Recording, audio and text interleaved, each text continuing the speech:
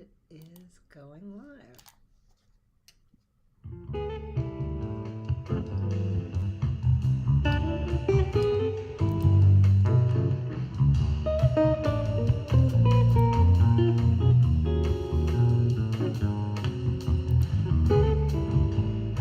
So pretty.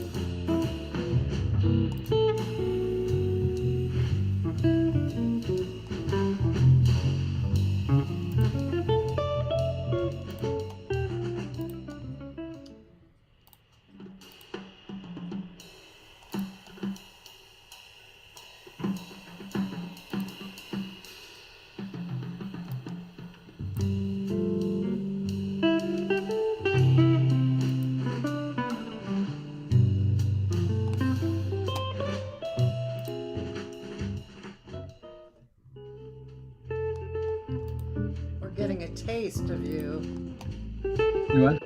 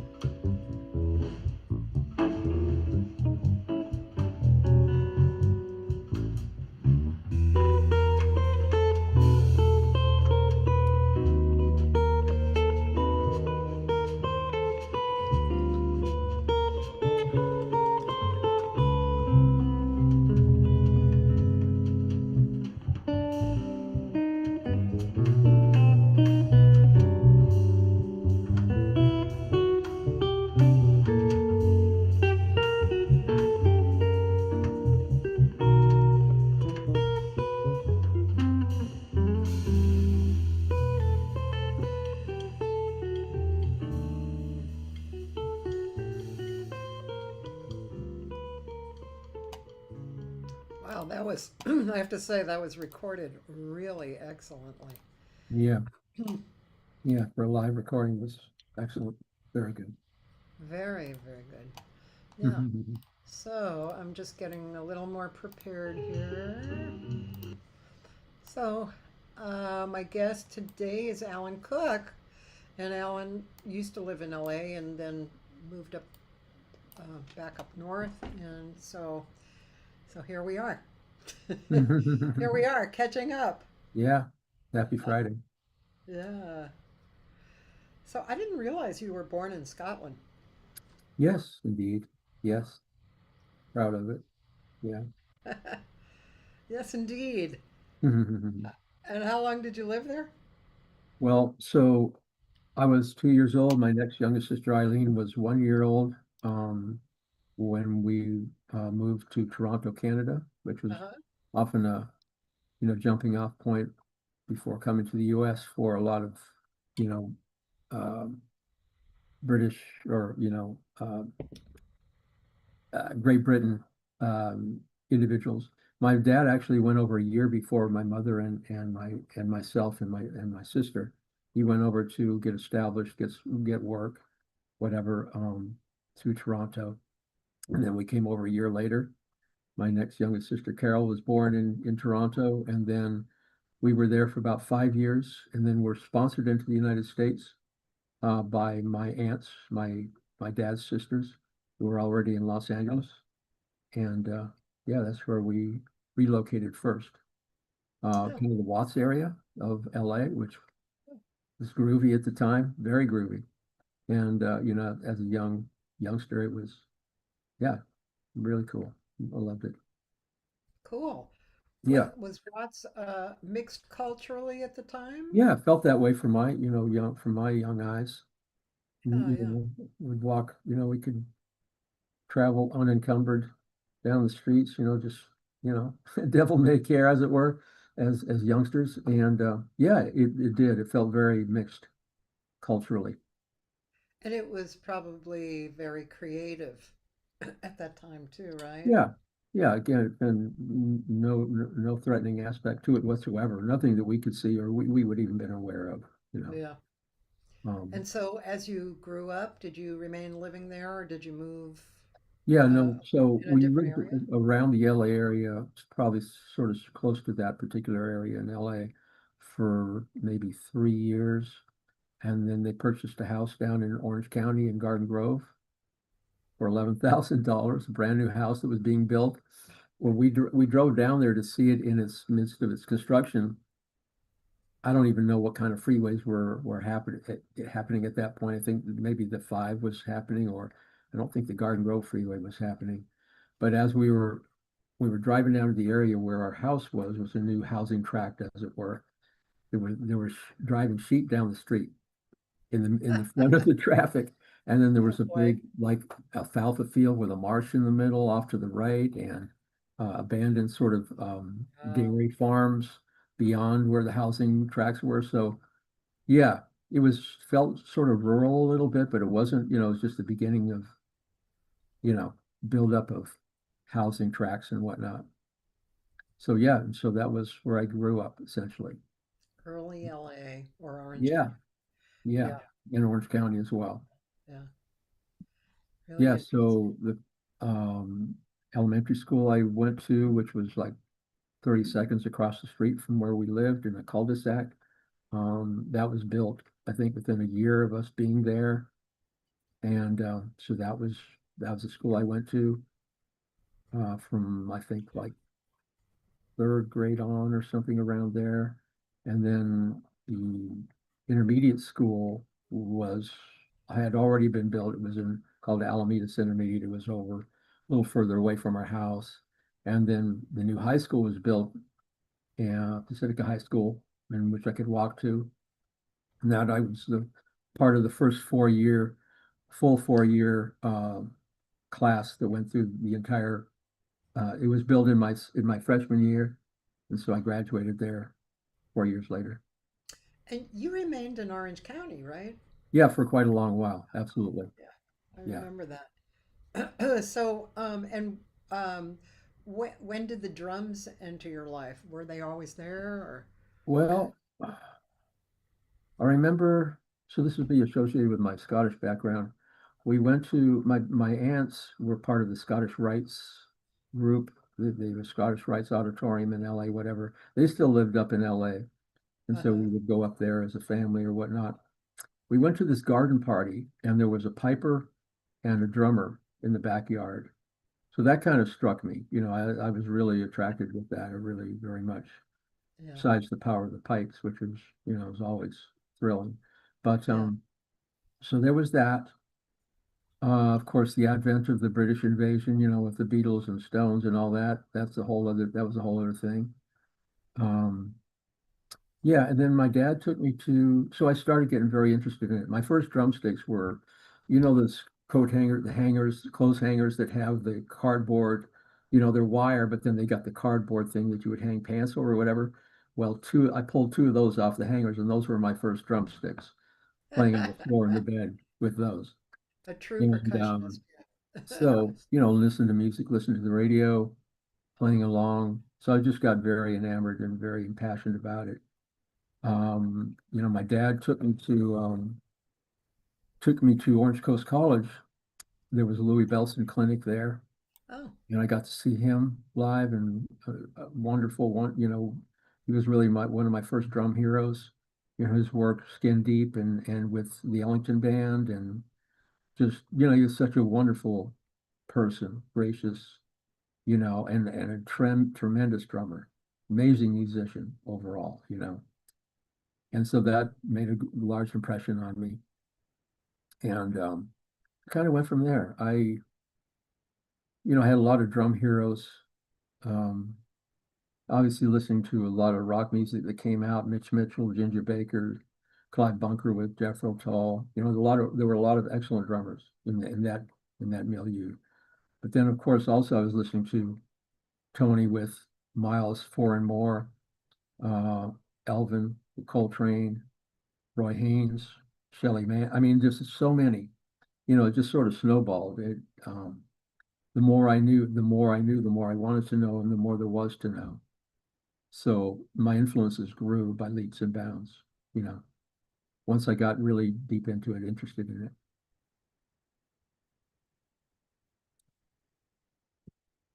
I'm not hearing you.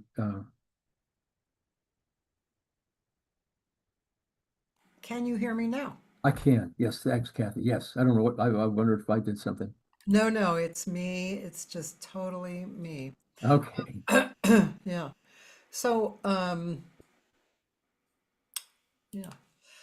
Yeah, you had a really full background of listening and being interested and absorbing. Yeah.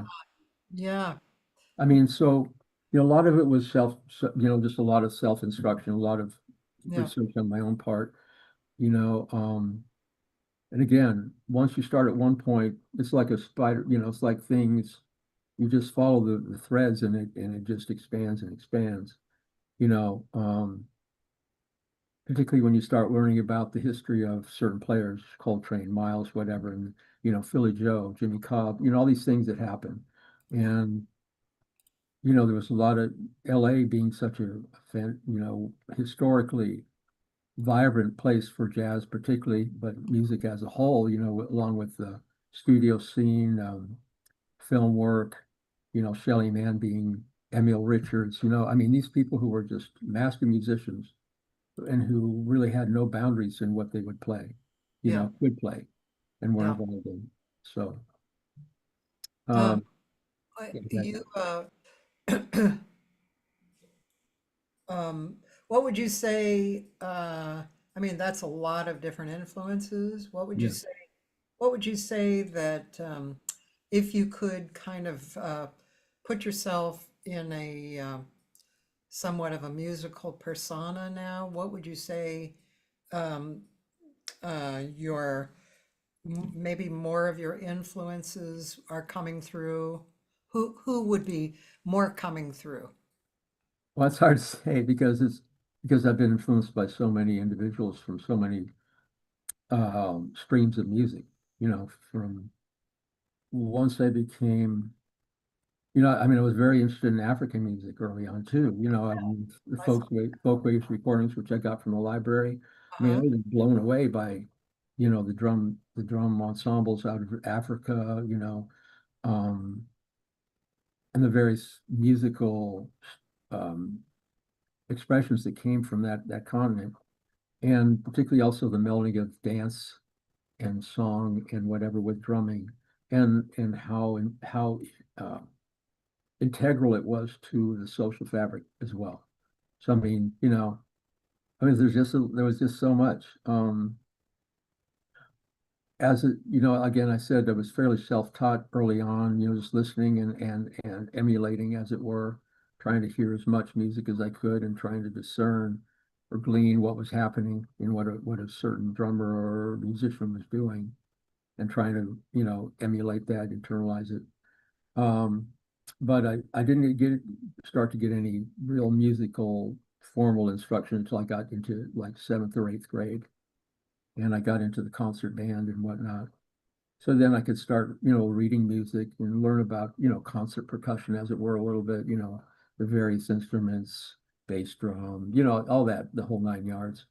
Um, and then when I got to high school, I was in the band for a short while. Again, it was a brand new high school. And so the music program was very early on too, just in its development. I didn't last long because I was smoking in the practice rooms, and so I got kicked out halfway through my freshman year. So my formal involvement with in high, you know, in my high school music program was cut short. But that was fine because I was very involved with playing with bands, playing music in small groups, emulating Hendrix and Cream and The Who and et cetera, et cetera. But I also had the opportunity to play. There was a music shop, or I think a guitar shop down in Huntington Beach, maybe kind of close to where Hungry Joe's used to be, off Coast Highway there. Yeah. And so somehow or another, I got involved with playing for a sort of a guitar ensemble or a student guitar group, and that was very much brushes and, doing that sort of thing, jazz orientated kind of thing, which I really loved. And so, there was that. I was able to go to Hungry Joe's a few times, see Dave Pike there, and that's when I first maybe heard Ron Eshte. Um, he's a wonderful player. I really love Ron. Um, yeah, that kind of thing. I tried to. There wasn't probably a huge jazz scene, as it were, or what I could say in Orange County, or where I was close to where I was at that point. I don't know if I was driving at that point. I don't think I was, but however I got around, I tried to get somewhere where I could hear real professional players. Yeah. And yeah, I don't know if that entirely it does. I'm sure it doesn't answer your question because I don't remember my question, but I think yeah, that's how this what my music conversation goes. persona might be if I was to define it. It's again, Oh, it's yeah. so. I just wonder, I mean, being older and having a lifetime of jazz and music, um, it's kind of fascinating to me to look at myself and see what's kind of formulating. I mean, I can do different things, but yeah, there's certain things that seem to be emerging. Mhm. Actually, kind of more the 70s music around me, Uh-huh. seems to be more emerging now. So that's Yeah. interesting. I mean, of course, it depends on who you play with too. Yes, indeed. Yeah, but Yeah, I mean, we know, as have been influenced and know and had exposure to so much music for so long, since the mid, late yeah, 50s, early 60s, et cetera, on up to now. There's so much to draw from. And even then, there's, the search always goes on. There's always, you can be surprised by things that you hadn't heard. And, somehow you played catch up or whatever. And there's so much fantastic music being made now.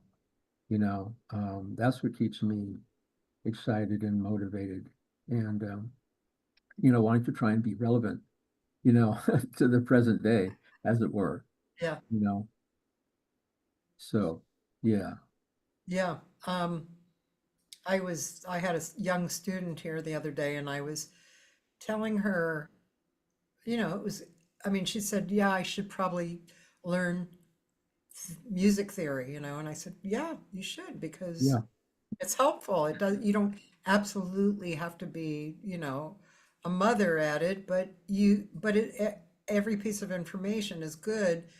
And then I tried to stress to her that listening and being out there playing in different situations, but listening, I said, talk to any musician, they'll tell you the same thing. Listening is the best school, really. yeah, So, yeah, I mean, you just said it all. You listened to so many different people growing up, yeah, um, quite, quite varied.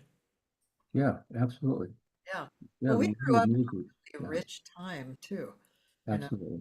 Yeah, really rich. It had people were um, yeah, people were pushing, right? They were yeah, pushing the envelope in all the genres. yeah, So absolutely. yeah, I think we inherited that feeling of pushing the envelope. Yeah, yeah, absolutely. I mean, it seems like each decade, they talk about the 70s, the 80s, all this, the artists that came to the fore in that particular time. Yeah. And then it carried on up to present time, some of them still, and some, didn't make it to now, or, I think about amazing jazz artists that, you know, some of them didn't make it out of the 60s into the 70s, and ones that kept on emerging or that carried on the thrust of what they started. There was a lot of people, what people would talk about cats that sound a lot like Coltrane. They're highly influenced by Coltrane, or Joe Henderson. All these various things. I'm thinking of horn players, but it could be any instrument. You know, Jim Hall for guitar, and these are people that you can hearken to and you can allude to. But I think also a large part of it is that I think a lot of artists have emphasized is to find your own voice as well. Of course, we all have building blocks of our, what where we first came from. But then it's a point when you sort of try and develop your own take on it. And again, if you're influenced by a wide range of musics, from classical to world music to jazz to folk to rock, etc. There's a lot. There's some, you can sort of synthesize that in some way, just the spirit of it. But yeah, it doesn't all translate it one to another. So, you Yeah, know, I saw Cecile McLaurin Salvant last night. Do you know her? yeah, I do. Yeah. Yeah, I would say she's my favorite singer right now. Hmm. And I mean, first of all, she's lovely. Yeah. Second of all, um, her instrument is great. And being a teacher and a student, I'm very attuned to that. Although I think everybody gets the effect of it, but it's a great instrument. And then she has this amazing repertoire of different genres. Classical, French, Yeah. Broadway, jazz, Hmm. and she well she does what I think an artist really has to do, end up doing, which is she's she's being herself Yeah. through her singing. So Yes. um Not limiting what she can do or what she might be identified as. right, she's just honest. Yeah. She's talking about it, she's communicating, Yeah. and it's Wonderful. it's pretty stunning. Yeah. And her musicians are great. Yeah. Actually, who did she use last night on drums? I have to go look for this. I knew his name, but I was not that familiar with him. But he was pretty trippy. He Yeah. looked like he was out of his body most of Yeah. the time. Yeah. It was really interesting. Let's see. Um, it is. Does it say program? Does it say who? It was her. and her now husband, Mm-hmm. uh, Sullivan Ford. Fortner. Yeah. Uh-huh. And let's see, I'm sure you know who this drummer is. Yeah. Let me just see if I can find, who is she playing with? I don't know if I can find this, but I'm going to look. Oh yeah, Kyle Poole. Yes. Oh yeah, yeah, yeah. Who plays with pianist out of New York who does a lot of um he posts a lot of YouTube things or whatever. Forget his name now. Yeah, Kyle Poole. Yeah, excellent, excellent player. Yes. Really, really great. Yeah. Anyway, that it was quite a beautiful concert and Yeah. Where did you see her at? at Royce Hall, which Oh, nice. excellent. You know, I've been to a lot of different halls here, and Yeah. I have to say, I'm 90% disappointed with the sound in the y- halls. Yeah. And I think the sound well, first of all, the hall at Cal State LA, Uh-huh. which is a beautiful hall, the Yeah. sound man was listening through headphones, not listening, Hmm. Okay. and the Okay. sound was horrible. I mean, really, Yeah. truly W- horrible. Wow. Um, it was actually a vocal group that had maybe 8 vocalists, and sometimes the mics weren't working, and it was really it was terrible. Yeah, it Um, really, but yeah. last night, Royce Hall was just Yeah. beautiful. It was perfect. Yeah, I've seen a couple fantastic shows there. I'm so glad it's still happening, still alive. Yeah, and Yeah. there's another associated place on the south side of Wilshire, the Nimoy Theater, Haven't been there. Yeah. still at Cal State um, um, theater, and it's really nice as well. Beautiful. Wonderful. Kind of, Wonderful. it's like Royce. It's kind of an intimate, even though it's large. Uh-huh. It's really, really like Yeah, lovely. yeah, yeah. Yeah. Because I remember going to the Beverly Theater for several shows, and then I think there was the Beverly Ebell as well. But yeah, I've seen some great shows in Yeah, those venues as well. the E-Bell is interesting. Right. Was it the Wilshire Ebell? Not the Beverly Ebell, but Wilshire It's the Ebell. Wilshire E-Bell. Yeah, Yeah. that's for a little bit of time. I was looking to associate with them, like Mhm. to help create concerts and stuff. Yeah. The story of the E-Bell is very interesting. A man Hmm. built it, but he built it to support women in business. Hmm. Hmm. And there's several pictures of women who really had very interesting lives, Yeah. Hmm. very strong, very strong. Yeah. And the place has many different rooms in it, and Hmm. Hmm. Yeah. yeah, it's really interesting. The theater is pretty nice in that. Yeah. Yeah, I recall. Yeah. I think I saw Benny Maupin their last concert there. Nice. Nice. Yeah. Speaking of, I lived in Altadena for 8 years Uh, in the very neighborhood that got devastated by the recent wildfires. I mean, it just broke my heart to see, so many friends and patriots that I knew from my time there and beyond, yeah, lose so much. I know. Beautiful area. Yeah, yeah, Benny, I know Benny was one of them, Bobby Bradford, Dale Fielder, Jamie Rosen, yep. among others. Yeah. John Clayton. Yeah, Yes, indeed. Yes. yeah, I know. It was really, Yeah. yeah, it was. And what broke my heart was a week later there was rain. Yeah. Just like, oh my God, I you've know. got to be I kidding. know. Well, This, if it hadn't, it's my understanding, if it hadn't been for the high winds, it yeah, would have been manageable. But it just was like they say, a perfect storm, as it were. yeah. There's a lot, but a lot of support has come out of it, Yeah. and Yes. that's, you know, Yeah.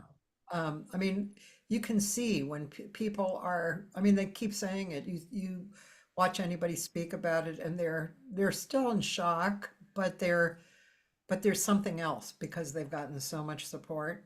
Yeah. Yeah. Yeah. I feel good about that, you know. Yeah, yeah, Yeah, yeah, it's really yeah. good. Yeah. So these days, what are you up to these days? Well, so I think I'll let you know. So, we've been here in Longview for almost, it'll be 10 years in August. So over that time, we're like 40 miles north of Portland, as it were, off the five here in Longview, which is, not a terrible amount of miles to travel to, get into a major urban center. And there's a lot of happening in Portland, has been, and continues to be. So, going in and out of Portland on a fairly, at least twice a week or so, and, you know, finding musicians to rehearse with. There's a couple of trios that I'm currently very active with. But, I first got here about 9 years ago or so. I tried to get myself into the city and try to insinuate myself, into the scene and find out where and what, try and connect with musicians, which I was able to do very well. And there's a lot of great players and things happening in Portland. Um, Organizations like the Creative Music Guild, which Uh-huh. is more of a, they sort of promote and support more experimental um, free form, more outside, one could say, type music making. Yeah. Um, so I got involved with them, have done some concerts under their auspices with various groups. Um, yeah, and just got to meet as many players as I could. Yeah. You know, try and you start to try and create settings in which you can be productive and find musicians that are of like mind. Try and do as much original music as possible, but also you know try and generate gigs as well, all those kind of things. Sometimes I feel a little bit of an outlier being outside of the city, not always being able to be on the scene, as it were, but that's just part of it. um, but my associating with Roland Wines here in Longview, they're right in the central city here, started probably not long after maybe within the year or a couple of years after I'd been here. I did a few gigs there. They had, they would feature jazz or small groups every so often. And I got to be friends with Mark and Nancy Roland, who are the originators of the winery, and their family, essentially, that's it, Roland Wines. Their son is the cook in the kitchen, and the granddaughters are the servers and things like that. So it's really a Yeah. family business. And it's a lovely setting. The interior of the winery, very intimate setting. That video that you played at the top of the show was from Roland Wines, I think around one of the holiday times. And so that's the interior, but they also have a roll-up door that they open once the weather gets really nice, and they have a large courtyard outside the structure itself, Yeah. which opens up in warm weather, and really it sort of able to increase the attendance. Yeah. And so we'll either play, rather than playing further back in the winery, we'll play on the lip of that where that door opens out to the courtyard, and we play out towards the courtyard with the interior of the winery behind us. And so that's a nice setting too. So about 4 years now, it'll be 4 years also in August. I was talking with Mark, and we talked about, starting a regular jazz series, an evening or whatever. And I think at first we were talking about hump day jazz. We thought about doing it on a Wednesday night. It's just kind of unusual in the middle of the week. And, people, if you're thinking people are going to be able to come out or have the time to do that, the desire to do that. But I think COVID hit around about that time too. So we had to put it off for a minute. But then we got back around to feeling like we could do it, and try and create some longevity of that. So we then changed to Thursday, and my thought was, well, people talk about 50 being the new 30 and all this kind of stuff, and I thought, well, how about Thursday's the new Friday? Because a lot of people are either working 10-hour days, and so they have Friday off, or those kind of things. So that was our thought, and that's what it's continued to be, a Thursday evening jazz series. Cool. And it's yeah, it's built up and it's good. It's great. I've had some, been able to bring in a lot of players from Portland. Mainly that's because there's not really a lot of jazz players in the local area here. Very few, if any. So I've had some wonderful players, John Stoll, David Friesen, Ryan Marr, guitarist, wonderful. He's also teaches at Lower Columbia College here in Longview that has a jazz ensemble. Yeah, Ryan's a fantastic guitarist, composer. I see you've had Steve Christofferson. Yes, Steve, wonderful guy, man. And then and you know, funnily enough, just recently I've come to know more intimately or better the amount of jazz singers there are in Portland. I've been doing some work with Paul Ward, who works with Anandi and several other, particularly female jazz vocalists in Portland. Um, and so there's a lot of Besides talent. Nancy King, right? Yes, Nancy King. Yes, I got to play with her and or back her up, and yeah, that was a wonderful thing. She's Yeah. amazing. So with Steve, Heather Keyser is a woman he works with a lot. She does a lot of French chansons as well as jazz and standards and things. Heather Keyser. I'm gonna write Yeah, Keizur, A Heather Keyser. U R. Steve's played with her forever, and Steve also worked with Nancy King for years. Yeah, Yeah, Steve was great. That's wonderful cat, man. And yeah, John Stoll, I mean, yeah, I've been blessed to have John come and play often. yeah. He's just the most generous with his time and the most, He's a wonderful guy. he is incredible, incredible guy, man. Like I Um, said, yeah, and uh, a friend of mine moved there.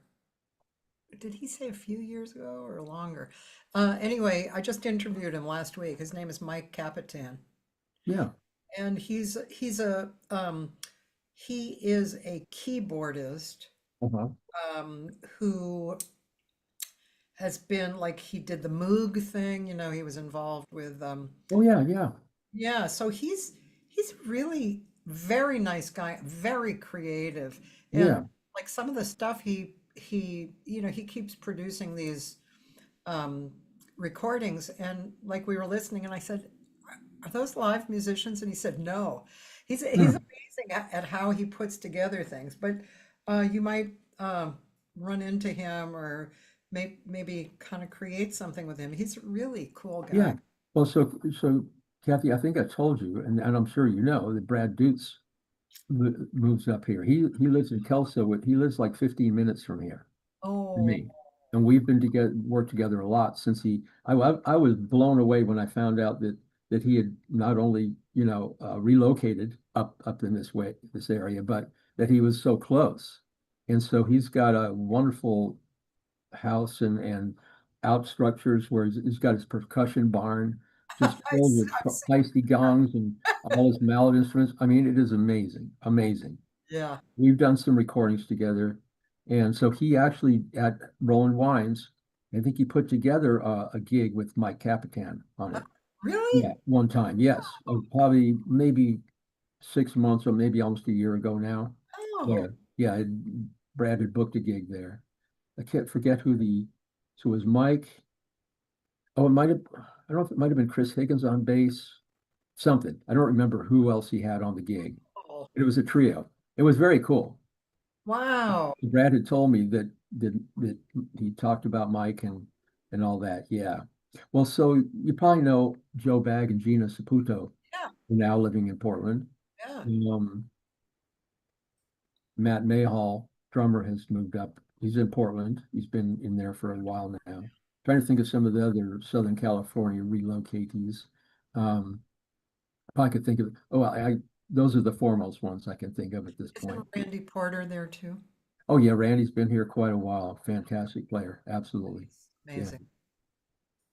Yeah. Yeah, that's cool. I mean, Portland, it seems like a really beautiful place to live. I mean, I've heard that the homeless situation has gotten really bad. Yeah. But the other general living qualities is Portland is really beautiful. Can be. Yeah. I mean, the the environmental, surroundings are kind of they're enervating. Pacific Northwest as a whole, very lush. Where we live here in Washington, the Evergreen State. I mean, you're surrounded by the Ring of Fire, these volcanic mountains. We can drive out and see Mount St. Helens just like right there. And the history of all this area is, you know, nature-wise or environmentally wise is pretty deep. And so there's just a lot of history to it. I know Leroy Vinegar, uh, spent a lot of time in Portland. So there's just Friend of mine. yes, yes, indeed. When Yeah, I first legendary. moved to LA, I was 21 and I got a gig at a waitress job at Dante's. Uh-huh. Yeah, yeah. Leroy he was there a lot at that time. Yes. We became friends. He was a very nice man, and he worked with Frank Severino a lot, and Yeah. had become like a family person to me, you know. Yeah. Uh, yeah, but Leroy he was a really cool guy, and of Yeah, course, a absolutely. great Yeah. player. Yeah. Alan Jones, who's one of the top drummers and an educator in Portland. He has his AJAM, which is Alan Jones Academy of Music, which is a place that a lot of young players come out of. Do you know of Nicole McCabe, saxophonist, Oh young? yeah, Yeah, she essentially came out of oh, that milieu. she's Yeah. excellent. Oh yeah, she's killer, man. Absolutely. Wow. Yeah. So she came out of that. Nicole Glover, now who is in New York, fantastic player. She was just touring recently with Christian McBride's Oh, band. Um, yeah, she's awesome, man. Awesome player, yeah, tenor player. I think Nicole sort of focuses mainly on alto, yeah, and yeah. Nicole's I a think so. tenor player. Yeah, And it's amazing, the young people, but especially the young women coming up. I'm yeah, going to I do it mean, yeah, with, with a young much, trumpet player coming up, Tatiana Tate. yeah, yeah, yeah. Wonderful player and very, you know, you can just look at her and go, oh yeah, she's moving right up there, man. Mm. She's Yeah, really yeah. Yeah, it gives a great hope for the future of the music, no doubt, because they're so uh, masterful at so young, such young an age. I mean, some of my favorite drummers are young female drummers. Savannah Harris out of Oakland, who was also playing in that band with Christian McBride and Nicole. Um, Trying to think of some others. well. Susie, There's uh, yeah. Tina Mhm. Raymond here, Oh yeah, Tina. Hell yes. Amazing. delicious. Definitely, definitely. Really great player. Yeah. And I think she's head of the jazz department at Cal State Northridge. Yep. Yes. Indeed. Indeed. It's really good. Yeah, yeah, there's the singers. I mean, of course, the Samara Joy is, she's kind of special. Um, there are a lot of good, really very talented singers, but what I was describing about Cecile, which is this very real, honest um, persona, and that comes out in the music 100%. Yeah. That's what I'm looking for, Yeah. and Absolutely. I keep looking for that. But I mean, there are a lot of extremely talented singers who are coming Yeah. up. Yeah. Yeah, Yeah, it's heartening to know that there's that many that respect the tradition or that and that are drawn to continue, yeah, putting themselves out there in that. Um, but yeah, we know growing up with such iconic individuals such as, Sarah Vaughan and Ella and Betty Carter, et yeah, cetera, et cetera. You look for, and I'm sure Cecile has that, something that is beyond the repertoire itself. It's the performer, that really they become known for their entire, what they are as yeah, an artist or distinguish themselves. It's yeah. I mean, it's interesting because, of course, you think about this over the years and people talk about it, but sometimes the artist will be like that. They'll be so um, completely, um, what's the word?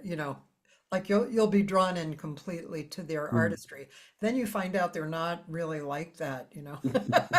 on the side. I mean, you Right. mentioned Louis Bellson. He was gorgeous, Yes. gorgeous person, and his music was fantastic. And so there are people who are outstanding like that. Billy Higgins for me was Oh, a person like that, and absolutely.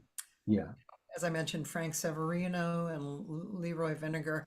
There were people who really kind of walked their walk. It was Yeah. really beautiful.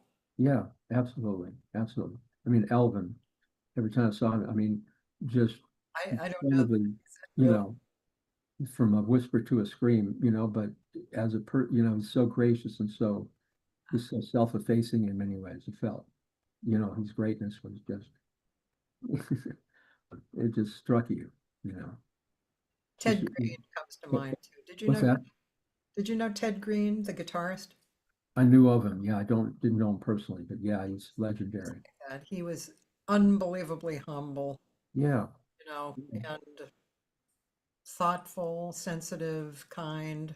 Yeah. yeah, yeah. I mean, that's the hard part when art or whatever it is, sort of intersects with the entertainment industry. When you're out, these various levels of people, how people have to present themselves or be presented, or you know, to gig or whatever. It's just how do you how do you interact? How do you interact with that, interface with that? When you're particularly if you're trying to be true to yourself. Um, we all can do cover gigs and things like that. We do things to fulfill a purpose. But when it's just you're representing yourself or what you're trying to extend yourself into, then that's a whole other thing. Yeah, exactly. I have a question for you from my friend Taylor Hatch, who's a wonderful guitarist with a really dedicated mind. Uh, I know Taylor's name. I don't know if I know him personally. yeah. Well, he said he actually has a background in classical percussion, uh, Hmm. in between my studies with jazz composition. But he's asking, as a percussionist, have you been discovering new areas of world percussion or techniques that weren't as familiar to you as now? Um, Discovering. Well, I'm like, so Brad Dutz and I share this kind of same proclivity, which is, you go to thrift stores and Oh, what sounds, everything you're, hitting things and whatever, yeah. trying to find sounds and things that resonate and all that sort of stuff. Um, I find made percussion or devised percussion, I think sort of replicates in some ways what a lot of people do, local people do in Africa and whatnot, make instruments out of, how Columbus, things are made out of old bottle caps and things and shakers and all those various things. Yeah. So I find resonance in that. I find, um, that sort of thing. Um, I'm always very, very interested in like using a bow, try and draw things out of instruments. And I don't know if that harkens to any real ethnic or, you know, um, world sources, but this thing's been around a long time.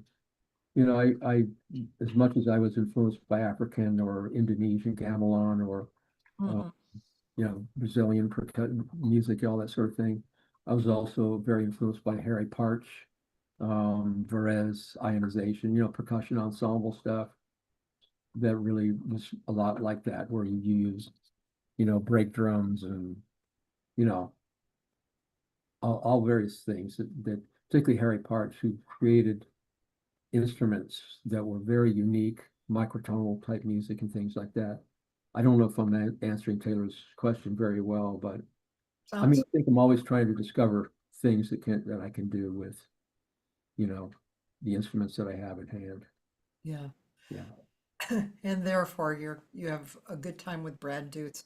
Yeah, And Chris Wabich is like that too. I know. I understand you have a gig coming up with him very soon. I love Chris, man. He's a formidable player, wonderful guy for sure. He's Uh, both those Fortunate, things a yeah, lot. been Yeah. fortunate to see him several times, hear him in various settings, and he always nails it. There's nothing. I mean, his work in more like Turkish kind of stuff. Yeah. That sort of I don't know if that's the correct term, Middle Eastern music or whatever. He's All of his work in that. And then yeah, I he's also saw him. Speaking of my Scottish background, there's a band called Bad Haggis. You know Bad Haggis?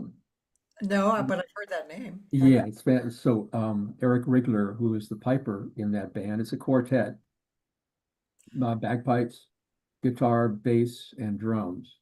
And they're like a Scottish, this is like Tony Williams' Lifetime with bagpipes. They're formidable. They're incredible, incredible. So one time, so I initially saw them. Brian Holly was their drummer initially, and I think for some reason either he wasn't on this gig, but at one of the Highland Games where we were playing at, the pipe band I was playing at, Yeah. um, Bad Haggis was there, and Chris was filling in for Brian with Bad Haggis, and Yeah. he nailed it. I mean, it's incredible. Really? Yeah, yeah. So I really love that. Are you having trouble with your screen? I am. It keeps wanting to yes. Is it messing up with what you can see? Well, you're rocking back and I forth. know, I know. I hate it. This It this this if computer's you just leave it there, been giving me grief. Yeah. it's I'll probably I'll put a low ride here. absolutely. But anyway, I know Brad and Chris have done a lot together. Um, They are, Also Chris's work with steel drums, steel drum ensembles and whatnot. Yeah, I mean he's just and then he's been like he was the drummer for Mark Murphy. He was yeah, the drummer yes. for um, what was the name of that group? There was a really interesting group here. I don't, You know, I I don't know know he if had they play. Polonius Monkey, which for a while, which was I don't know that, but that's pretty. yeah, yeah. There's another group that a composer arranger put together. I just can't remember their name. Anyway, he put it together. It was kind of a small orchestra, and Hmm. they played like Jimi Hendrix stuff, but with his arrangements. Right, They had right. several singers, and everybody dressed up in crazy outfits. I think I know of which you speak. Yes. Yeah, I forget their name, but Chris played with them for a long Yeah. time.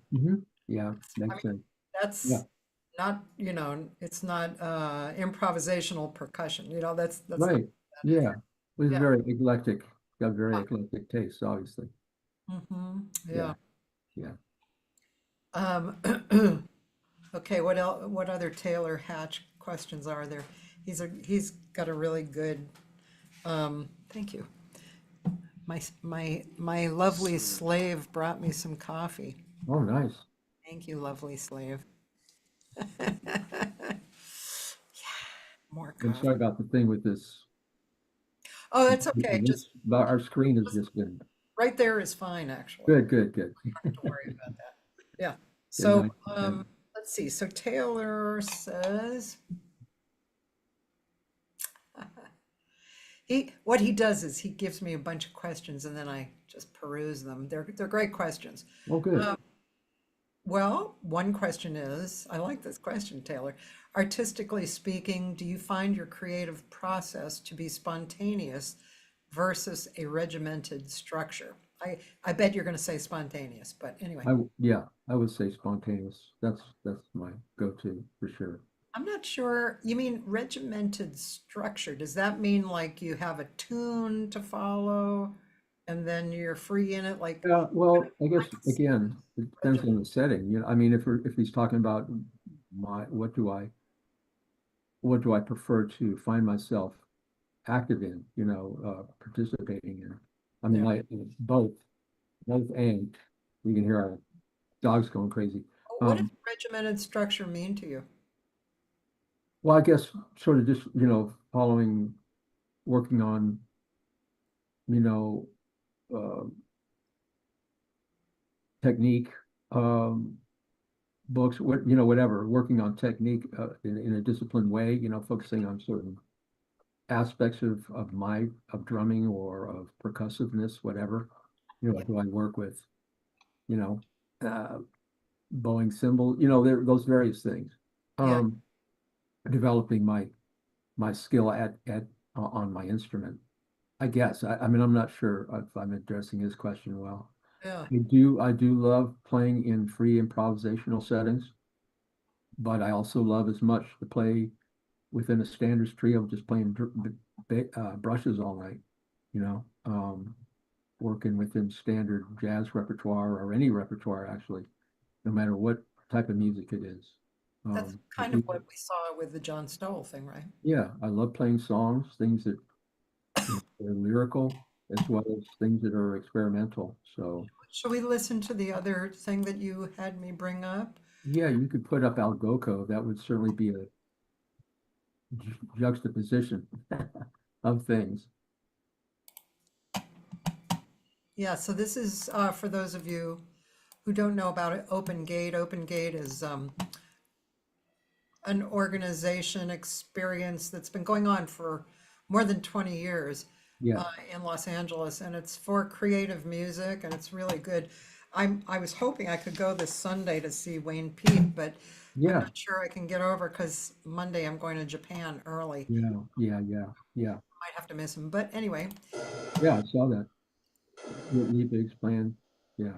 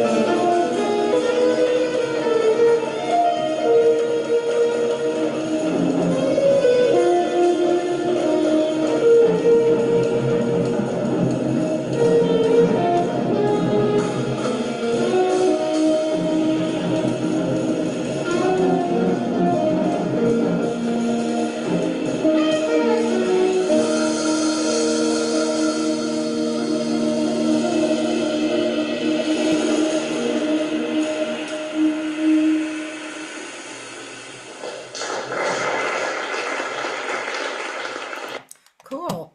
Yeah, So, wow, that's an interesting, it's a nice tune. yeah. Now for something completely different, Yeah. as Monty Python would say. I no, I so obviously motion, that setup, guitar, horn, saxon and drums. Hmm. Sort of was a replication of Paul Motion's trio with Joe Lovano and Bill Frisell that they had together for so long. Yeah. Great music came out of that. Paul Motion is definitely a huge influence both as a drummer as well as a composer, band leader, etc. Me too. Yeah. I And loved that was and- Motion was somebody I listened to a lot in yeah, college. yeah, such a great player. Can I? Yeah. I want to ask you a few things. So, um, first of all, I noticed that there really was not a lot of space in like space as like large moments of space, in Yeah. this presentation. Silence or yeah. And Between yeah. yeah, yeah. So, and I'm just wondering as a drummer, especially because there's so there's so much that you're doing. I mean, the Yeah. sax player is playing the sax, you know what I mean? And Yeah. he's using some pedals and stuff, and Yeah. as the guitarist, but what you're doing is so much. Yeah. So I'm just wondering, um, I mean, I realize what the process is for myself singing and in the moment and you know, Yeah. basically creating music. But um, do you, is there like a, I'm not sure what the question, but is there like a kind of a driving force or a focus that you have while you're in it that you're, do you think, okay, oh, this would sound, obviously you're moving towards something that you respond to. Yeah. But is there any other kind of thinking or focusing that you have on Well, I guess something it like this? depends on the composition, obviously that statement of that theme is very open. It's very, it's not compact, it's kind of, there's openings in that, it's not very condensed as Yeah, opposed to my playing. Um, Sometimes I think of it like a stream, like an uninterrupted, but that the elements of my set, the sounds and how I manipulate them or how I strike them or whatever, go from one to another or combine them. There's times when it is like that. You know, um, I think having listened to a lot of I won't say free jazz, but um, intense jazz. Elvin like on Ascension or Rashid Ali with Train or Milford Graves or the more outside, players, percussionists, as it were. Andrew Cyril with Cecil Taylor. Those are some of the things that I sort of got out of that's sometimes what I bring to my playing. It's more of a just like a rush of things that are sort of, I try and keep it below, that I'm not overwhelming everything, but yeah, I'm creating like almost like a wall of percussive sound, as it were, with various, you got the cymbals, you have the drums, I have my, the hubcaps that I'm hitting and all these other various kind of drums, the djembe, etc. The various tones. Yeah, I'm just trying to create it like a tapestry of things, you know, particularly in a tune like that where it's not, I'm not keeping a ride pattern or anything like that. It's really more, it's like an overall energy thing, yeah, yeah, at least for that setting and that tune and whatever. I yeah, mean, Dwayne and Dave were, besides excellent players, were fairly prolific composers. There was a lot of tunes that we worked on together that were much more open, not, not like that in that sense. yeah, yeah. Yeah, Interesting. yeah. Um, let's see. Taylor has another question. What was the most intriguing lesson someone gave you in and out of music, and how did it help you see light in your pathway? Gosh, that's a very good question. It's a hard one.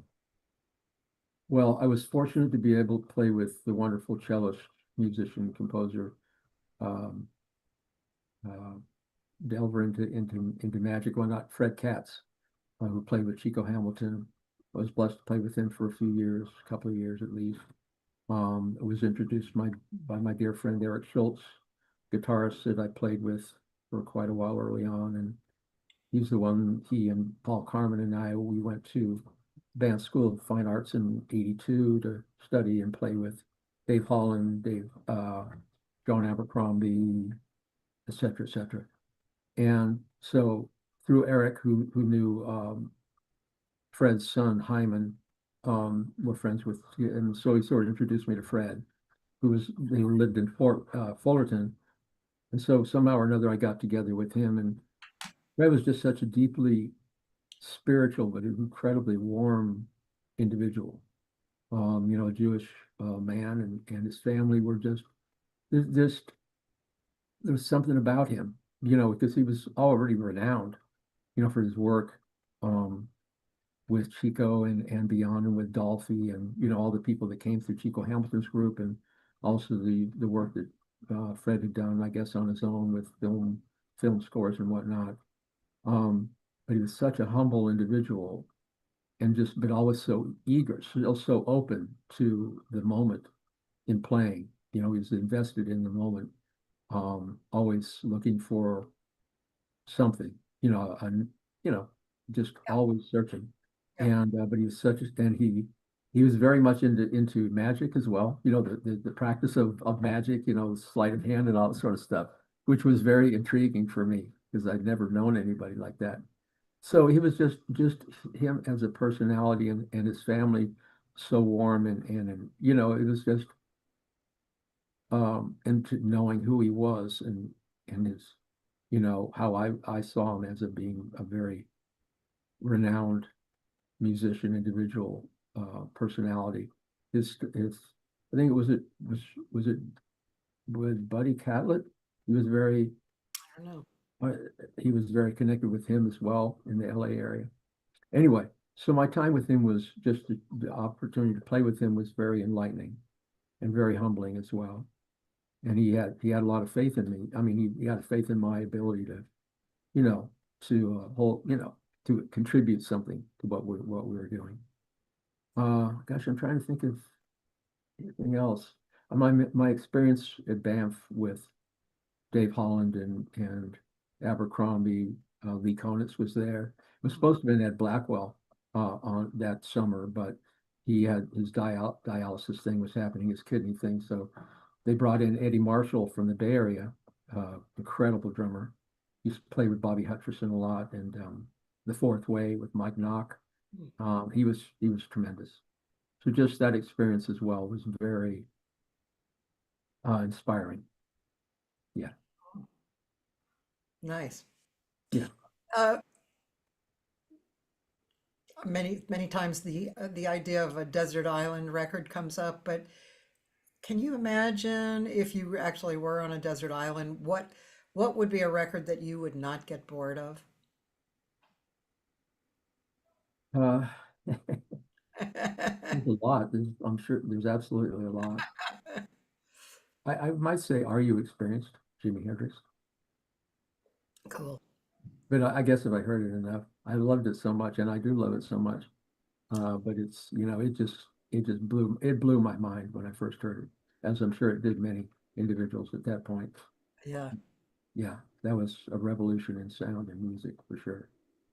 There's a Japanese, I get, well, Shibuya, it's a place in Seattle, and it's Mm. a listening room. Hmm. There's a bar, and then there's a room where you go in and you listen to an entire record. You Mm. don't do anything else. You don't talk, you don't drink, nothing. You just listen. Yeah, So it's all different kinds of classic records. yeah, I bet that record is in there too. yeah, I would imagine. Yeah, It's absolutely yeah, groundbreaking. Yeah, yeah, yeah. yeah. As was, I would say, Crescent, John Coltrane. Absolutely love a beautiful album. I'm You not know, familiar with that one. yeah. Crescent. Crescent, yes. Cressid? Crescent, as in crescent moon, Oh, crescent, a okay. crescent roll. It's tremendous, Kathy. You would love it. Huh. The tunes on there, Wise One, the title track, Crescent. It's just amazing. So soulful and poignant. Yeah, I'm not. I think it may have come after A Love Supreme. Hmm, I'm not sure. Yeah, but yeah, incredible. Yeah. cool. I the Alice Coltrane exhibit was at the Hammer Museum, Oh, nice. and it was it was a really good exhibit. I bet. You know, some artwork, and then there were a few rooms of like movies associated. Not like there was one, wasn't Alice, it was somebody else, but it was must have been about Alice or Uh-huh. around what Alice was doing. And of course, she was one. I mean, I knew I know her daughter, and I knew she had a separate home that was dedicated to meditation, but I didn't realize why she got into that was she meditated for 2 weeks. Um, and I think, didn't like really eat or anything. And it was like the longest you could meditate without dying. And Uh-huh. and they They be, filmed that or they gave her the Swami, like the name of Swami. right. Yes. And so there is a room which I really wanted to go back to. I think I missed the opportunity, but Mhm. you just stay in the room. There's these kind of couches that you could kind of lay back in, and Mm. she's doing one of her guided meditations for over an hour. Yeah. You can do Mm. that, and then they have all of her records uh, Yeah. with individual headphones. Nice. So it's very cool. Yeah, Yeah, absolutely. Yeah, I mean that's the thing. She and Train together when I know Swami Satchidananda became known. I mean, as you know, I think the world became aware or exposed to um, Eastern meditation practices and things like that, and gurus, as it were. You know, of course, there was the transcendental meditation, the guy that was with the Beatles or whatnot. But then there was Sri Chinmoy that we heard about with John McLaughlin and Carlos Santana, and then Swami Satchidananda, and of course, Paramahansa Yogananda, who wrote Autobiography of a Yogi. Those people became very aware of that, and I think really, brought another element to the music that was deep and strong, in a different, an influence that was, pretty marked. And yeah, so I'm trying to think. I think each year wasn't there's a Coltrane Festival or something, and um, in celebration of Train, and I think Alice was involved in that for a goodly while. yeah, I think so. Yeah, Yeah, very cool. yeah. Um, And speaking of the Hammer, the Hammer Museum has I've seen some great concerts there. They have, their presentations are always top notch. yeah, yeah, it's really nice. Yeah. Um, yeah. Let's see. Let's see. Um, I usually just like to get people's, perspectives on stuff. And, Yeah. um, I think it would be, I think it would be interesting to ask you, uh, I, you, you probably teach, right? I do. I have taught, besides when I was teaching in public school, as a full-on, inclusive classroom teacher at various grade elementary levels. Yeah, I've done private teaching. Um, And if you're teaching a younger person coming up, mhm. how do you line out the road ahead of them? What do you, what do you hope to set up with them that they're going to follow? Well, I like to establish with them, starting from the absolute basics. You start with your hands, you start with a practice pad. Um, um, Theoretically, you start to, break down subdivisions, whole notes, half notes, quarter notes, triplets, Yeah. 16th note, all those various things, and to find a way how those can be, cut and pasted and put together, and how one starts to feel those in your body as you're playing things, as it were. Um, Taking it slow, making sure that and also maybe trying to find some music examples that they can relate to what it is they're learning, Mhm. that they could hear and maybe have help that helps sort of support what they're trying to learn. Yeah, it depends on the age of the student, obviously. Their enthusiasm or their interest, you know, how strong it is, how much you can feed it, and uh, inspire it, as it were, by one's own example, or and find out how what are they maybe listening to, or what brought them to wanting to do it, and then building on that. Yeah. I mean, there's so many different, to talk about, Yeah, imagine in drums especially. yeah, Um, yeah. You get to the martial aspect of it, from marching bands and that kind of aspect, particularly if you're just starting with sticks, you're not incorporating a drum set. But if you start at a drum set level, then you got a whole, you have to sort of get back to the very basic. One could point to early Ringo with the Beatles and things like that, because that was really just the ultimate kind of snare, hi-hat, bass drum thing, that students can hear well, very clearly, that sort of thing. yeah, I was just thinking of, I was remembering, although I can't remember his name, but it was actually in Newport Beach. There used to be a jazz gig, like right on the little bay area, that Eric Mhm. Marienthal played at when he was young. Studio Cafe, or Yeah, yeah. yeah, I can't remember the drummer's name. He was an older guy, but uh-huh. he was from there, and he told me, which I thought was funny but also true. He Yeah, said time is the most important thing. absolutely, And I thought, absolutely, well, of course you're going to say that, you're a drummer, but he's absolutely correct. You know, yeah.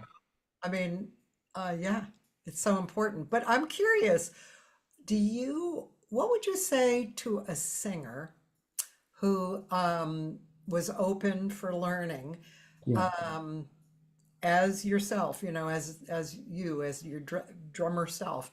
What Yeah. would you say to a singer to pay attention to, and just in general?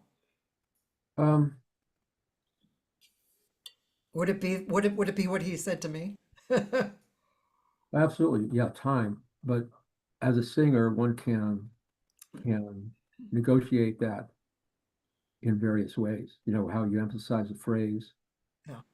where you start or you end, or you delay or you extend, things. I mean, I think the voice is one of the most fluid and uh, amazing instruments, of all. I mean, it's really, Yeah.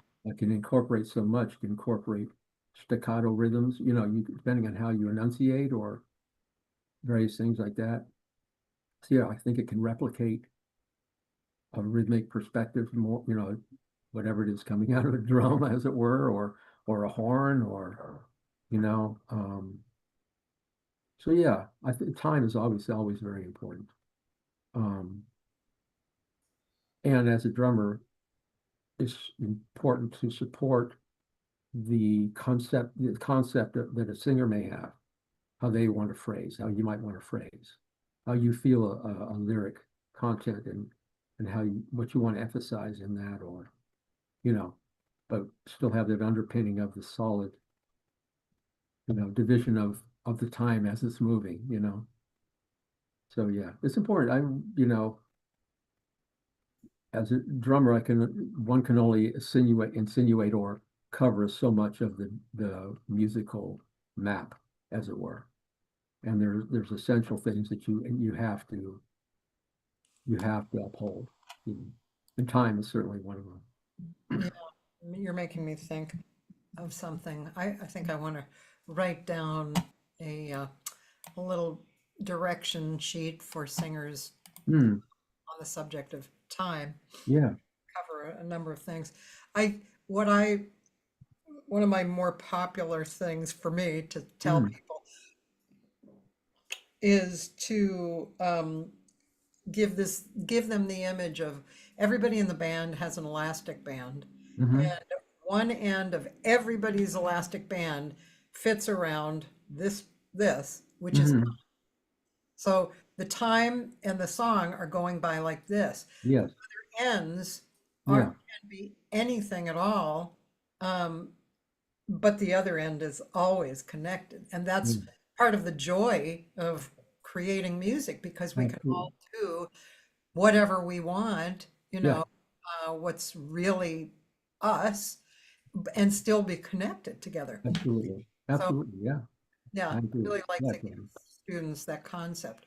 Yeah. There's a core, there's a center that holds, but yeah, how you can manipulate around that or extend, how the sort of feel like you're away from it, but you're really not, you know. Right, It, right. it's always there. Actually, thinking of Cecile last night, Cecile, Yeah.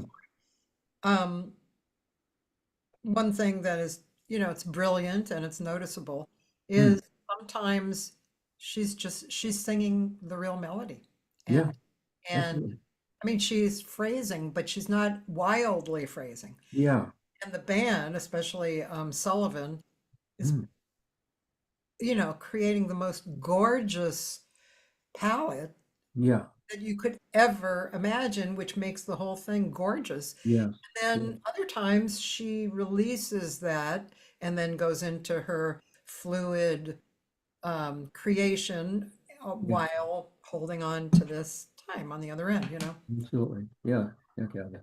Really great. When you were talking about, you know, growing up in Orange County, as I said, sometimes it felt like there wasn't a lot, as opposed to being in LA proper, Yeah. with Monte's, Carmelo's, the cafe, et cetera, et cetera. So many cool and definitive jazz clubs. I remember I mean, the Lighthouse was my go-to place. Yeah. Concerts by the Sea, Hop Sings, so much great, great freaking music, unbelievable music, so much inspirational music. But then the locally Studio Cafe, there was a couple of places. I Did you happen to know Jan Deneau at all? A piano player who's very Oscar Peterson influenced. I don't think so. Played down on Balboa Island for a long time. So I was able to play as part of his trio for a goodly while, which was a great training ground for me because again, very Oscar Peterson, Gene Harris maybe influenced type pianist. Very felt like there was specific compositional structures. We would do hits and things, which was very cool, and so there's excellent bass players also down there at that point. But of course, Paul Krybick, Karen Hammock, they were all part of that scene down there. Kent Glenn was another guy I remember. Did you know Stephanie Haynes? Oh yes, I knew of Steph. I knew her. I didn't know her well. I mean, I respected and admired her. Oh yes, I know. Then you guys were absolutely very close. I loved her. I mean, she was really Beautiful. a fantastic, uh, you know, uh, singer, artist, just the real deal. Absolutely. Yeah. I may have gotten to play behind her once. I can't Yeah. remember. You know, Uh-huh. always wanted to do so more because I very much admired who she was and how she was. Yeah. Yeah, she was great. Yeah. Um, Anything that you might have done differently in your career? Um, maybe gone to New York for a while, perhaps, or Chicago, somewhere where it's a major, renowned as a, even though LA is, I mean, not to slight it in the least, because again, Dolphy, Mingus, Dexter Gordon, a lot of incredible individuals came out of the LA jazz scene, always have and always will. So, but maybe just to spend more time there. I was back to New York several times and been to Phil, but not to stay or to try and make any headway. So maybe that. How about Europe? Yeah, that too. Again, my friend Eric Schultz, who I played guitar with, he's been living in Paris for 35 years now. He sort of decided he's going to do that. Um, and so, yeah, he actually teaches at a couple of conservatories there. He's an upholder of the Mingus catalog in many ways. He's got a couple of ensembles that are focused largely on a lot of Mingus music, which I admire greatly.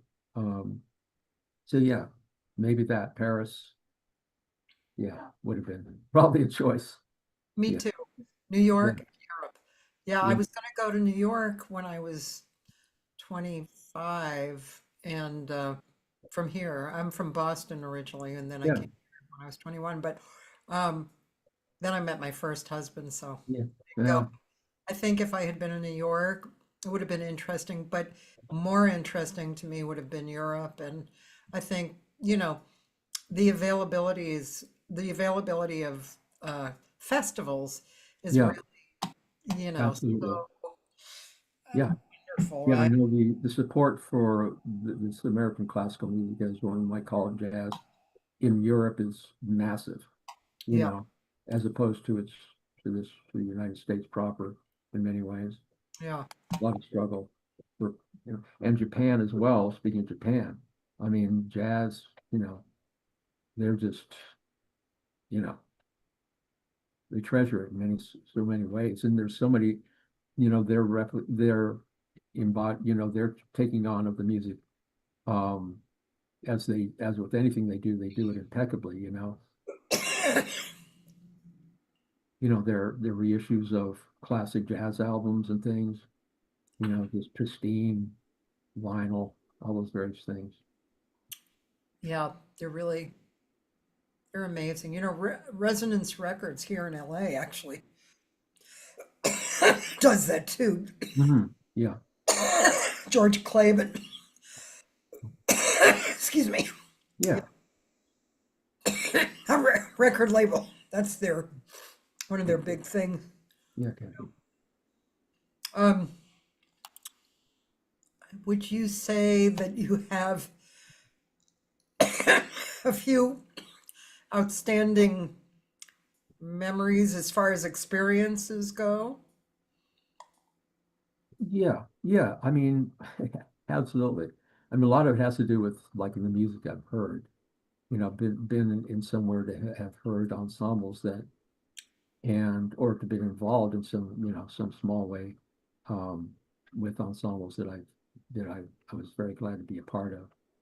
Again, that experience in Banff, up in Canada, that the jazz workshop was definitely a defining point in my life for sure. But then, as I said, the music I heard like at the Lighthouse. I remember a concert that I heard at Concerts by the Sea one time, which was just to me was mind blowing that it was even booked. It was Anthony Braxton and Leo Smith, Dave Holland on bass, and then Philip Wilson on drums. Um, and I don't know how many people were in the audience, but that was just incredible. It was very forward pushing music. Braxton, I don't know if you know anything about Braxton and Leo Smith, two really leading lights in the push the pushing the envelope of you want to call jazz music as it were, but coming out of Chicago, the AACM, which the Art Ensemble of Chicago, was another example of, and incredible musicians came out of there, Henry Threadgill. Um, but just that gig itself was just, it was just formidable. It was entirely unique, as opposed to, I saw Dexter Gordon at the Concerts by the Sea often. Another evening of music that I saw there was, it was a tribute to Coltrane, or they were playing Coltrane's music, and it was McCoy Tyner, Richard Davis, and Elvin, with Pat LaBarbera on saxophone, Joe LaBarbera's brother. Hmm. It was smoking. It was incredible, incredible. So things like that, just experiences of the music at its highest level, you know, uh, finesse, fire, everything one could hope for or aspire to. That's it brings up an interesting point, which is, I mean, as you're speaking, I'm imagining both that and also my own experience is similar. And they obviously had a huge impact on us. Yeah. And I don't know how to say this in a nice way, but there are many humans on the planet who do not have those experiences. Mm, Uh, mm. and um, where do you place that in importance for humans to experience? I mean, Even, it yeah, might not be with Anthony Braxton, but a an experience like that, you know. yeah. I think, again, we're talking about concert venues or venues where, you know, high level groups could be seen and were brought for the public to be able to, experience, if they were able to or desired to or were aware enough to, all that sort of thing. Yeah. And these are artists that have, I'm sure have experienced highs and lows in their career. They weren't always playing at places like Concerts by the Sea. Might be playing at local clubs or pubs or whatever, places where more people are socially gathered, just within a social setting, and they're part of that. I think it's important that the music is presented in more places, be it out in public squares or whatever, just as I spoke of earlier about how African music is absolutely integral to the social fabric. It's not divorced from it. It's not entertainment. It's essential. It's an expression of it, you know. And I think that's important to have it presented in as many open places as possible, places where people just can experience it as part of their daily life or whatever. And let me ask why. Well, I, because I just think it's an expression of human spirit, It's people, and it gives people a chance to hear. They can see that if they wish to, it might inspire someone to take it up themselves, or but I also think it's been said that art is expressed in many ways, human endeavors.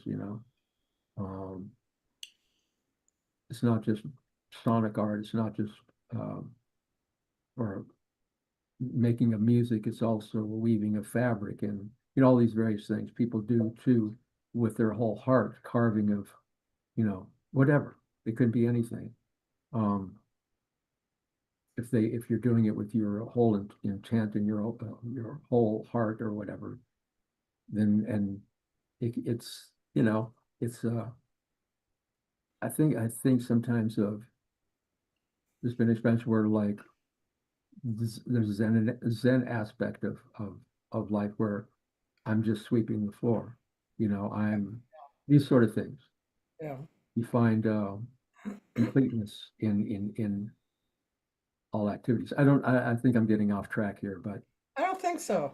yeah, I think No, I I think you're think spot on. having music where people can also respond in a way. You could, you can get feedback that, well, man, no, that's, you know, having response from different types of people is important to musicians.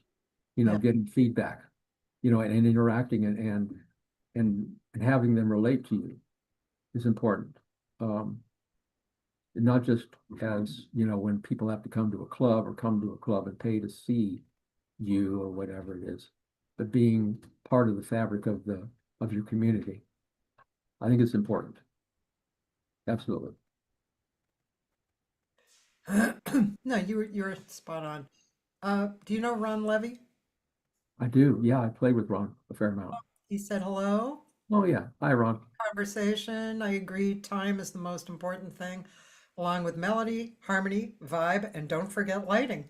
Plus cappuccino. Like me. I Possible. love Ron. Yeah, I miss him. Yeah. Hey, Ron. Yeah, I'm jotting down things. I'm co-producing a Tokyo, Manila, Los Angeles Jazz Summit, Oh. which has been done in in Tokyo, and Hmm. we're bringing it here, for the first one, and maybe it'll become annual. But there's a Q&A session before the concert, and this is the kind of thing, I want to talk about. Especially mixing cultures Yeah. with jazz, but um, now with funding to so many of the um, public institutions like PBS and all that, Yeah. Yes. getting defunded, Yeah. you you can't help but think why it's all important. Yeah. Although we always did know it was important, but still, especially now, it comes up again and again. Yeah. So, um, yeah, and but it's just just what we were talking about, these experiences, these visceral experiences that we never forget. Yeah. And they had to have done something at the moment for it to remain an imprint on us Yeah. that 40 years later, Absolutely. that we remember it. Yeah. Um, and yeah, it's just I guess it's a way, as you said, it's like a whole heart experience. It opens you up, and it shows you that opening up is possible and cool and safe, and Yeah. whatever else. Yeah. I Yeah.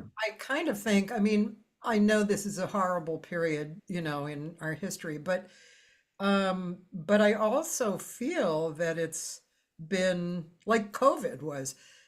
There are beneficial things that came out of COVID. Yeah. People started going, oh, wait, do I really want to do that 5 days a week, 8 hours a day? Absolutely. I don't know. Yeah. And so I think now there are things like that, like what we're talking about. How important is this stuff? Yeah. Do we, we're going to put our money where our mouth is and support it, or actively, do other actions to support it, and that kind of thing. So, Yeah. of course, I'm a half full glass kind of person. Yeah. It's rare that I go onto the half empty Yeah. side. Yeah. So, I really do think that it shifts our priorities, in Yeah. a very big way. Yeah. I think when we're challenged, for example, with the COVID situation or any sort of thing that, I think improvisation is at the heart of, how people find new avenues, new paths to, you know, maintain or go beyond any strictures that, you feel. I Musicians are naturally, I think, or many musicians are naturally adept at that, and enjoy that and, relish it and find new ways of connection, whatever it is. Improvisation, though. We're always improvising. Absolutely. Wake Yeah. up and we're improvising, Yeah. and people just don't even consider it, who you know, aren't Yeah. that hip to the idea. But yeah. that's why it's really important, man, to Yeah, be able to respond in an aware, in the moment way, full on, yeah, absolutely. Yeah, Yeah. yeah. Um, Yeah, so for me, I mean, if I was to encapsulate my past 50 or more years, as a musician or a serious musician, I mean, I've been blessed with many inspiring experiences like that, to have heard incredible musicians and, who exemplify everything that I would want to be, you know,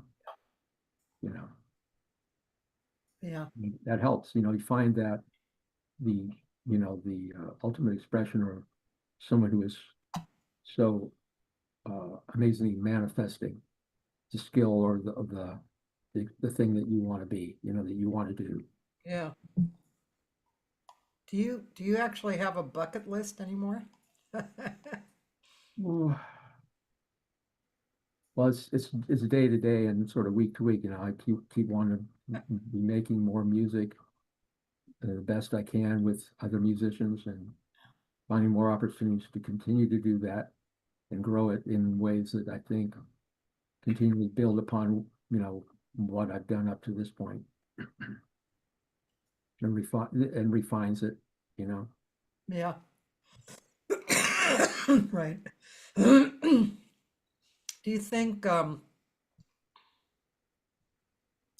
is there something that you can say about um, maturity as an artist, what it looks like or feels like, or like if you're watching an artist and you're thinking, well, they need to mature a little bit more. Mm. What are they missing? I think it's maybe a little calmness or center, not needing to prove oneself, Yeah. and you sort of, and you also edit more editing. You don't, sometimes things, again, as in contrast to all that wall of noise I was making with Algoco, um, you know, the space is equally, the rests are equally important as the notes themselves, you know, things around it. Yeah. So that less is more in Yeah. many sometimes. Yeah. Yeah. For me, I think I would say it's kind of obvious when someone's not in the moment. Yeah. Right. And Right. um, I remember one time, I've had hundreds of workshops at my house and with hundreds of um, singer, professional singers giving them, Hmm. not Hmm. just me.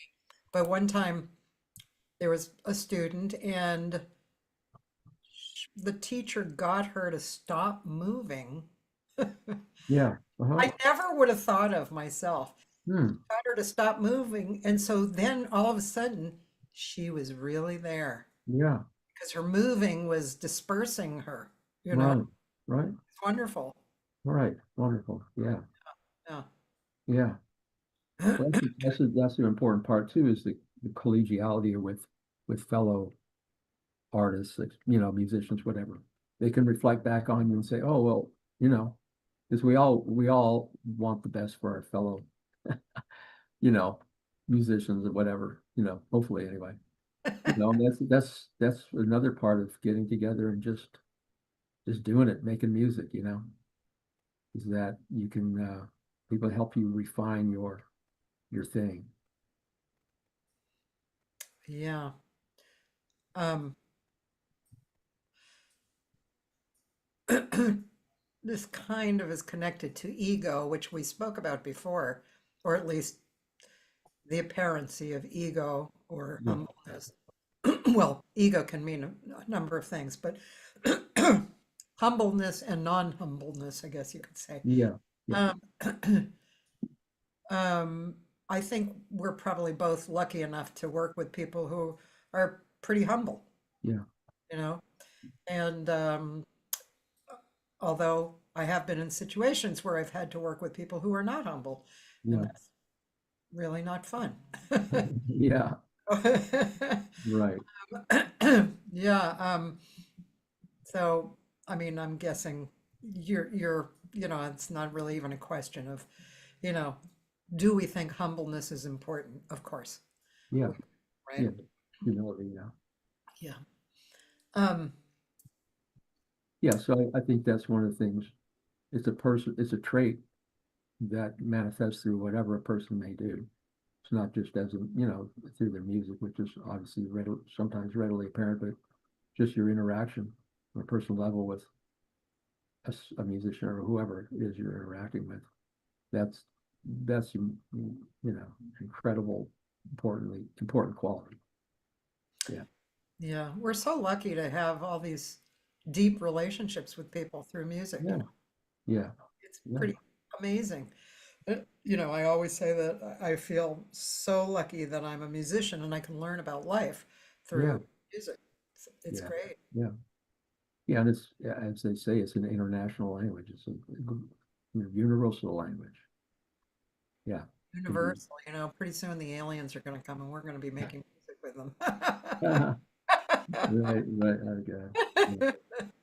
So many weird representations of that eventuality. I wouldn't be surprised if it's coming soon. Yeah. Are there any particular Great American Songbook type of standards that you really love? Yeah, there's a slew of them, I'm sure. Um, so many came out of the Ellington Strayhorn uh, field. Um, of course, Gershwin, Cole Porter, things like that. Um, and again, it's vocalists, you know, incredible vocalists that have solidified that a lot for me in many ways, here. I mean, I think I was fortunate, I worked at Tower Records in Sherman Oaks for a number of years. And, a lot of cats would come in because I had their records in the store. I was the jazz buyer, local buyer, world music buyer, blues buyer, etc. And so one of the favorite cats that would come in was Alan Broadbent. Oh, And I love Alan. And his recording with Irene Krall, and just absolutely lovely that duo recording, and like Never Let Me Go. There's just so many poignant, beautiful melodies and expression, uh, expressions of sentiment, emotion, just melodies, yeah. just too many to list. Yeah, When but I I do. was I love that stuff. when I was a waitress at Dante's, this one evening, Alan and Irene Krall were at Dante's. Hmm. The place was empty except for Carmen McRae and Sarah Vaughan, Oh my. who I Yeah. was waiting on. Oh my gosh. And God, what a triumvirate. oh yeah. And then um that was the first time I heard Some Other Time. Yeah. Someone told me that Irene was dying of cancer. Oh yes. Oh boy, that was one of those moments. It was Absolutely. totally imprinted on my memory. Yeah. Um, Yeah, Kathy. Yeah. that's yeah, there are so many really poignant, as you say, poignant. And again, going back to Cecile, when you are a honest storyteller, those songs are just gorgeous because not only melodically and harmonically can they be beautiful, but lyrically. Yeah. And there are even those that are very, very simple or short. I call Yeah. them little jewels. Yeah. You know, one song like "I'll Be Around." Do you know Yeah. that? Yeah, I do. Yeah. And so stuff like that, it really touches me. Those Yeah. just simple, beautiful things that just go whoop, you know, Yeah. really into Yeah. the heart. Absolutely. Yeah, yeah, yeah. Well, gosh, Sarah and Carmen and you and Irene all in one place at one time. I mean, you couldn't have planned that. I mean, it's incredible. Yeah, You have a mighty. That's just you know, an unbelievable gift. That you're all experiencing it together. yeah, that Loving it was together. stuff for sure. Yeah. Wow, Um, well, it's been 2 hours, Alan. wow. Who would think? Thank you so much for the conversation. It's been a lovely Kathy, conversation. thank you for asking me to spend this time with you. I was blown away that you had reached out to me for this, and I very much appreciate it. Well, I'm really glad. I'm really glad to have the conversation with you. Yeah. Send my regards to John Stoll and to Brad. And Yes. if you see Mike Capitan, you can say Yeah. hi to him again. You know what he did? Absolutely. I just have to tell you. I have this new record that came out last year, Uh-huh. and so I did a version of it's called Social Anthems Volume 2. So I took a Yeah. lot of songs in this series of records from the 70s, and Like protest songs or things like that, or yeah, support. um, Yeah. um, Make Me Wanna Holler, that song, Yeah. Yeah. Yeah. is the other name for it. But anyway, you know which song I'm speaking of. I do. And Mike was a co-engineer on that. Okay. He called me up and he said, "Do you mind if I take this song and make a dance cut out of it?" And I said, "Okay." And he But made the greatest dance cut. Oh my God.